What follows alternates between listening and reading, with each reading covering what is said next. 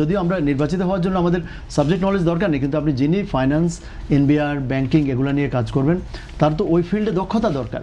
আমার তো মনে হয় যে সরকারকে এজন্য মানে কখনো কখনো কোয়াইট আউট অফ টাচ মনে হয় যে সরকার জানে কি না যে সে কী নিয়ে মানে প্লে করছে। এই যে এনবিআরকে বলছে যে তুমি 6 লাখ কোটি টাকা আগামী দেবা, তাহলে আমাদের লার্জ ট্যাক্স পেয়ার ইউনিট কত? ইভেন যে 34 লক্ষ মানুষ ট্যাক্স মানে রিটার্ন জমা দিচ্ছে, এর মধ্যে এগুলো মানে লার্জ এলটিইউ কিন্তু ভেরি স্মল।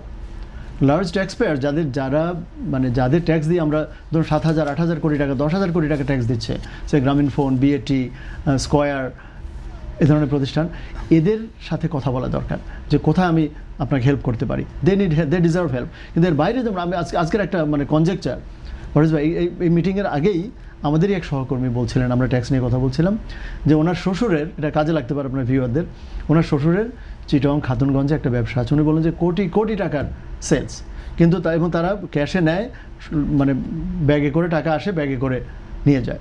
তারা বছরে ট্যাক্স দেয় 10,000 টাকা। এবং সেই শ্বশুর ফ্যামিলি বলছে যে আমরা বলে যে ওনারা বিশ্বাসই করতে পারেন না যে আমি নর্থ সাউথে চাকরি করে আমার মাসে 1 লাখ টাকা ট্যাক্স যায়, মানে আমার ওই সহকর্মী উনি বলছেন যে আমি কীভাবে 1 লাখ টাকা ট্যাক্স দিই এত গরিব হয়ে, আর তাদের কোটি টাকার খাতুনগঞ্জ তো আপনি জানেন বাংলাদেশের মানে সেন্টার অফ রিটেল এবং হোলসেল বিজনেস, সেখানেও এই অবস্থা। তার মানে আমাদের এনবিআর ইজ নট মানে ওই যে ক্যাপাসিটি, ওই যে আমি বললাম, আমি যখন আপনার উপর প্রিভেল করতে যাব, আমাকে আপনার চেয়ে স্মার্ট হতে হবে, আপনার বিজনেস বুঝতে হবে, আপনার প্রতি এমপ্যাথেটিক হতে হবে, আপনার সাথে হস্টিলিটি করে না। এখন এনবিআর যেভাবে একজন ইন্সপেক্টর গিয়ে হাজির হয় একজন, সেখানে তারা হস্টাইল একটা অ্যাটিটিউড দেখায়, তাদেরকে আরও ট্যাক্স ফ্রেন্ডলি, যে আপনি কিন্তু দেশের শত্রু না।